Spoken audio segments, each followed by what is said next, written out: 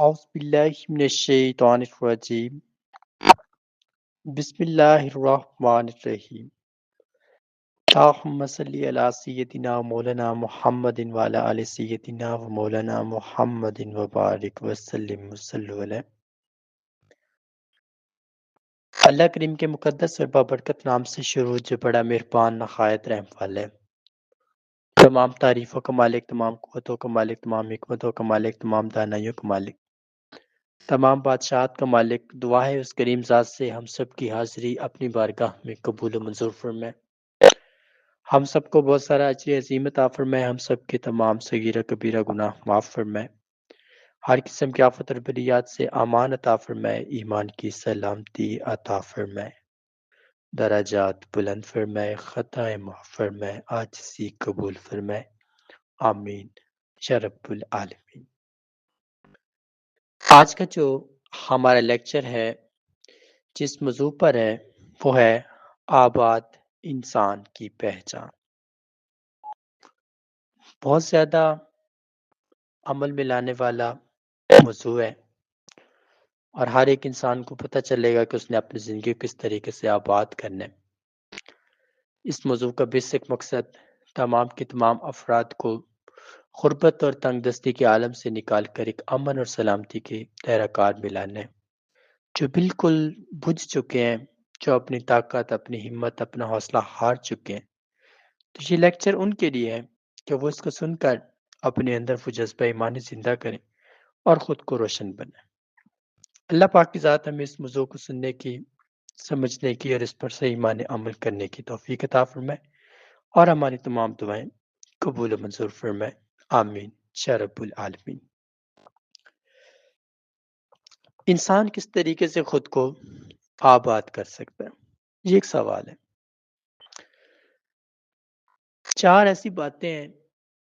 جن کی وجہ سے انسان خود کو آباد کر سکتا ہے۔ آباد کرنے کا مقصد صرف دنیا نہیں بلکہ آخرت بھی ہے۔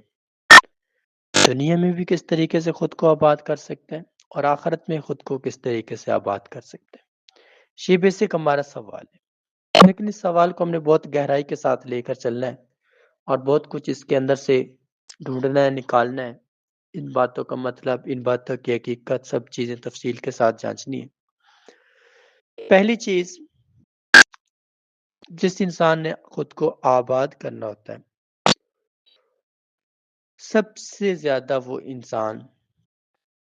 اپنی ذات کو اہمیت دیتا ہے۔ بہت بڑی بات ہے۔ جیسا کہ ہم جانتے ہیں، میں ہوں، آپ ہیں، سب کو اپنی ذات، اپنی رائے، اپنا فیصلہ، اپنی امید، اپنے یقین کے اوپر غالب رہنا ہوتا ہے۔ اور ہم میں سے بہت سارے ایسے لوگ ہیں جو کہ اس طرح نہیں کر پاتے، مختلف لوگوں کی باتوں میں، ان کی چالوں میں، ان کے خیالات میں آ جاتے ہیں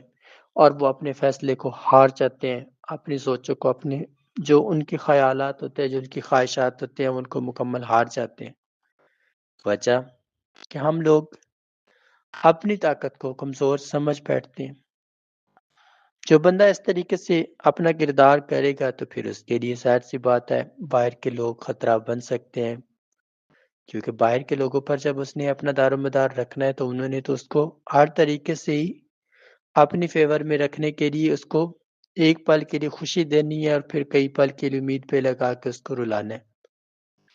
تو بیسک انسان کو اپنی ذات کے اوپر کامل یقین ہونا چاہیے۔ دوسرا جو نکتہ ہے وہ ہے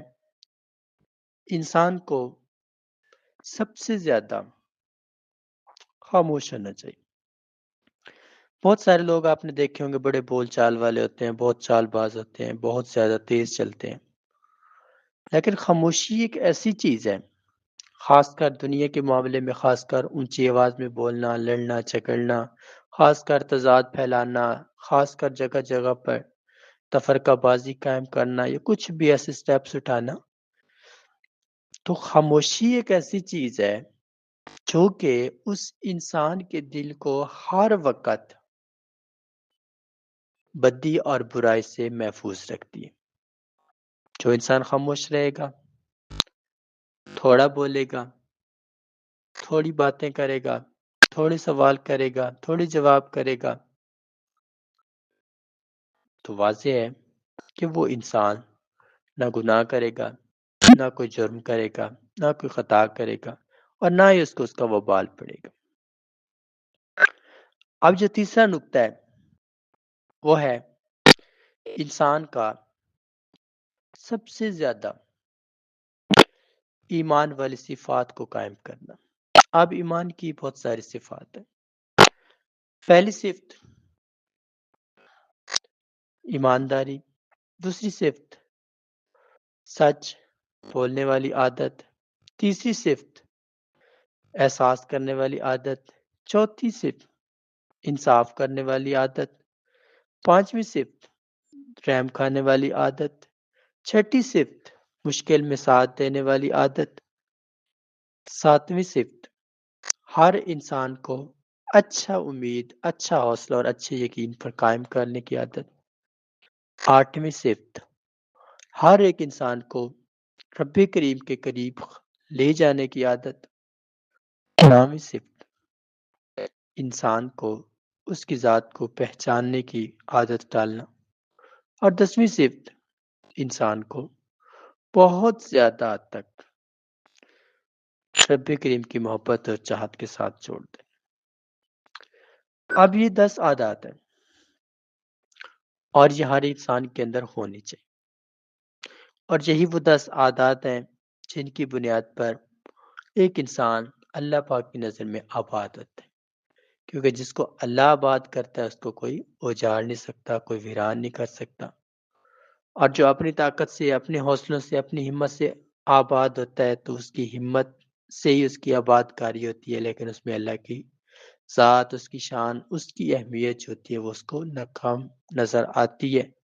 اور اللہ بھی اس کی طرف متوجہ نہیں رہتا۔ تو جو انسان اپنے رب پر کامل یقین رکھتا ہے، جیسے کہ میں نے 10 عادات بتائی ہیں، اور جتنا انسان اس طرح کی عادات اپنے اندر رکھے گا تو اللہ پاک اپنی رحمت کرے گا اور اپنا فضل بڑھاتا جائے گا، اور اس کے لیے بہت ساری خوشیوں اور برکتوں کے راستے جو ہیں وہ کھولتا جائے گا۔ اب اگر ہم چوتھے نقطے کی بات کریں تو انسان کا اخلاق ایک ایسی چیز ہے جو کہ اس انسان کو دوسروں کے دلوں میں جگہ دیتا ہے۔ جب وہ انسان دوسروں کے دلوں میں جگہ بنا لیتا ہے تو ان کی دعا ہمیشہ اس کو قبول ہوتی ہے، اس کے حق میں آتی ہے، اس پر اثر انداز ہوتی ہے، اس کو اس کا فائدہ حاصل ہوتا ہے۔ اور اخلاق بہت زیادہ ضروری عمل ہے، وہ چاہے آپ کس سے بھی بات کر رہے ہیں تو آپ کا اخلاق ہی آپ کی اصل ذات، آپ کی اصل حقیقت ہے، جو بتاتا ہے کہ آپ کس طرح کے خاندان سے ہیں، آپ نے کس طرح کا علم پڑھا ہے، آپ نے کس طرح کے لوگوں کی سنگت اختیار کی ہے، سب آپ کا بیک گراؤنڈ وہ بتاتا ہے۔ اب یہ باتیں میں نے بتائی 4 کہ جن کا کام انسان کی آباد کاری کے ساتھ ہے۔ اب 4 ایسی باتیں جو انسان کو تنہا کرتی ہیں، یہی 4 باتیں جو میں نے آباد کاری میں بتائی، یہی آپ چینج کر کے سوال کی طرف چلے جائیں، کیونکہ انسان جتنا بھی اپنے رب کی محبت اور چاہت کو اپنے دل میں جگہ دیتا ہے تو اللہ پاک کی رحمت اور اس کا کرم اس کے اوپر وسیع ہوتا ہے، اس کی دعائیں بھی قبول ہوتی ہیں، اس کی عاجزی بھی قبول ہوتی ہے، اور اس پر اللہ پاک کا خاص فضل ہوتا ہے۔ اب 2 ایسی چیزیں ہیں جو کہ ایک انسان کو چاہتے ہوئے بھی آباد نہیں ہونے دیتی،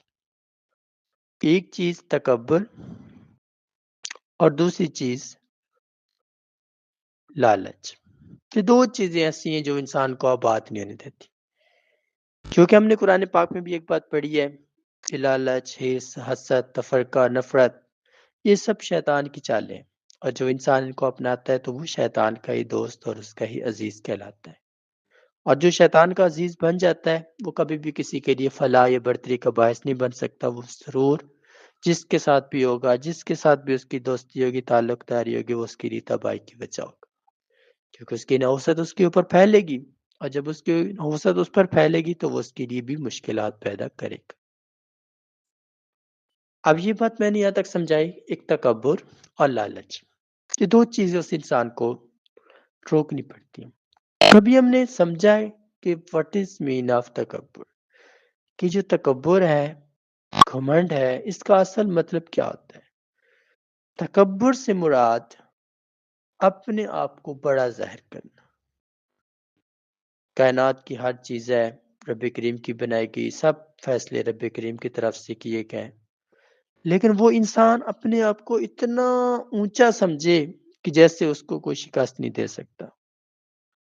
وہ اپنے تکبر میں اتنا چکنا ہو جائے، اتنا اس کے اندر مگن ہو جائے کہ وہ انسان کا دل ہی نہ کرے کسی غریب یتیم پر رحم کھانے کو، وہ پتھر بن جائے، وہ بہت زیادہ ظالم بن جائے، بہت زیادہ شرپسند بن جائے۔ اب یہ ایک تکبر ہے، کیونکہ اس کے پاس مال ہے، دولت ہے، جائیداد ہے، جاگیر ہے، وہ اس کی چرچے کی وجہ سے وہ بہت زیادہ حد تک تکبر اور گھمنڈ کے روپ میں داخل ہو جاتا ہے۔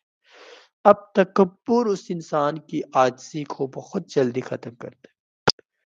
کیونکہ جو انسان تکبر کرتا ہے اس میں دو نشانیاں ہوتی ہیں۔ پہلی نشانی کہ وہ کسی سے بھی مدد مانگے گا تو اپنے فائدے کے لیے، کسی اور کے فائدے کے لیے نہیں، کہ کسی اور کو بھی اس سے فائدہ ملے، نہیں، وہ اپنے فائدے کے لیے مدد مانگے گا، اور جب تک اس کو اس کا فائدہ ملتا رہے گا وہ مدد مانگتا رہے گا، اور جب فائدہ ختم ہو جائے گا تو وہ اس بندے کو سلام کرنا، بلانا، اس سے بات کرنا بھی چھوڑ دے۔ اور دوسری چیز، جو انسان ہر وقت لوگوں کو بڑی بڑی باتیں سنائے گا کہ میں آپ کے لیے یہ کروں گا، میں یہ کروں گا، یہ کروں گا، یہ کروں گا، اور وہ ٹائم گزرنے کے بعد بھی کچھ نہیں کرتا، تو وہ تکبر کی علامت ہوتی۔ وجہ کہ اس انسان نے جب لوگوں کو اپنے ساتھ جوڑا تو اس سے فائدہ لیا، لیکن جب ٹائم آیا ان کے فائدے کا تو اس انسان نے چالیں چلنا شروع کر دی، کبھی آج کی چال، کبھی کل کی چال، کبھی پرسوں کی چال، کبھی کوئی چال، اور اس کی چال میں اضافہ ہو جائے گا، تو یہ تکبر کی علامت ہوگی۔ اب بات آ جاتی ہے لالچ پہ۔ لالچ تین قسم کی انسانی فطرتوں میں آتا ہے۔ پہلا وہ انسان جو بہت زیادہ حد تک شکر کم کرتا ہے، دوسرا وہ انسان جو غریبوں اور یتیموں کو اپنا صدقہ خیرات نہیں دیتا، اور تیسرا وہ انسان جو لوگوں کو بہت زیادہ حد تک استعمال کرنے کی کوشش میں لگا رہتا ہے۔ اب یہ تین اس کے اندر خاص صفات ہوں گی جو لالچ پن کا شکار انسان ہوگا، کیونکہ اس کے اندر یہ خواہشات پہنیں گی اور وہ اس کو ہر وقت نقصان اور خسارے کی طرف لے جائے گی۔ وہ لالچ کرے گا اور لالچ میں وہ مارا جائے گا، کیونکہ لالچ اس کے لیے ضروری ہو چکا ہے۔ اس کے اندر ایک حقارت والا سین چل رہا ہے، ایک خرابی والا سین چل رہا ہے، تو وہ انسان کسی بھی قیمت لالچ سے نہیں روک سکتا، وہ لالچ لازمی کرے گا، اور جب وہ لالچ کرے گا تو وہ ضرور گرے گا۔ اب ہم میں سے آج کل اس دنیا کے اندر ہر بندہ اسی سکیم پر چل رہا ہے، کوئی بھی ایسا بندہ نہیں ہے جس سکیم کو چھوڑ کر چل رہا ہو۔ ہم میں سے کوئی ایسا نہیں ہے کہ کسی کو اگر کھانا کھلا رہا ہے تو وہ اس لیے کھلا دے کہ اللہ کی رضا کے لیے کھلا رہا ہے، بلکہ جس کو وہ کھانا کھلاتا ہے تو اس کا کھانا گن کر رکھتا ہے، اور پھر اس سے فائدہ بھی لیتا ہے، اور اگر فائدہ نہ ملے تو وہ اس کھانے کا مطالبہ کرتا ہے کہ میرا کھانا واپس کر۔ تو یہ ایک لالچی انسان کی پہچان ہے۔ اب یہ باتیں ہم نے یہاں تک سیکھی ہیں، لیکن دو اہم باتیں ہیں کہ ایک انسان جو آباد کاری کی خواہش کرتا ہے، سب کچھ محنت کرتا ہے، سب ہمت کرتا ہے، سب کچھ کرتا ہے، لیکن پھر بھی نہیں ہو پاتا آباد، تو یہ اس انسان کے ساتھ ہوتا ہے ایسا سین جو بہت زیادہ حد تک رب کریم کی مخلوقات کو ان کا حق نہیں دیتا۔ کوئی غریب یتیم ہے وہ حقدار ہے، اس کو حق نہیں دیتا، کوئی غلام ہے وہ حقدار ہے، اس کو حق نہیں دیتا، کوئی کمزور ہے وہ آگے ہے در پر، اس کو حق نہیں دیتا۔ تو اس انسان کا اپنے رب کے جو حصے ہیں وہ ان کو ادا نہیں کرتا،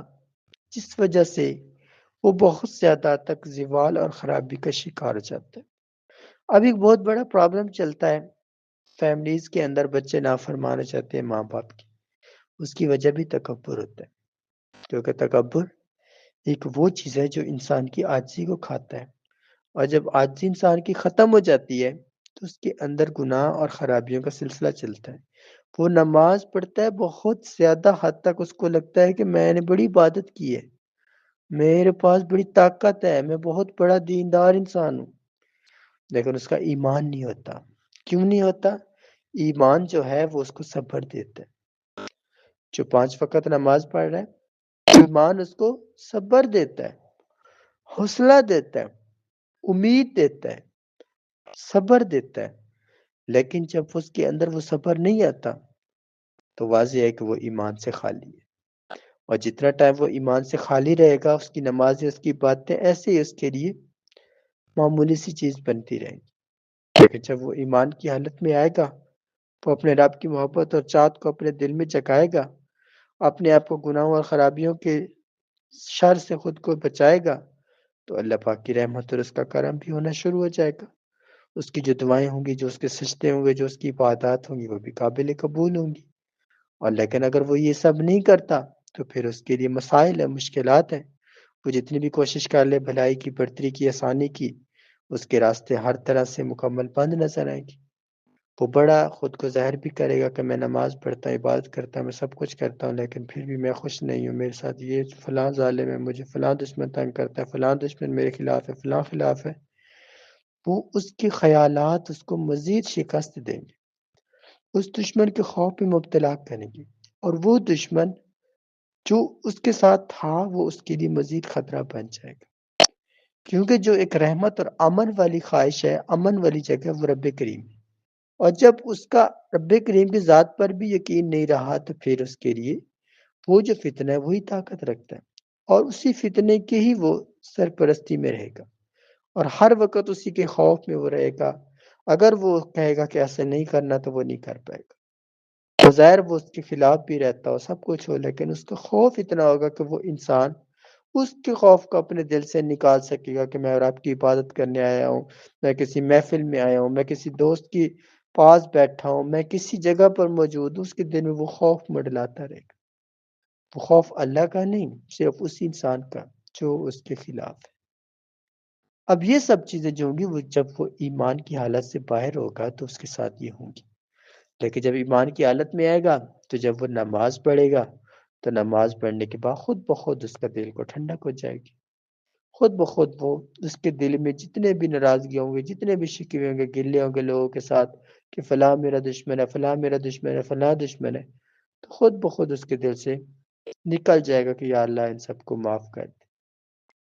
کیونکہ ایمان والا وہی ہوتا ہے جس میں رحم ہوتا ہے،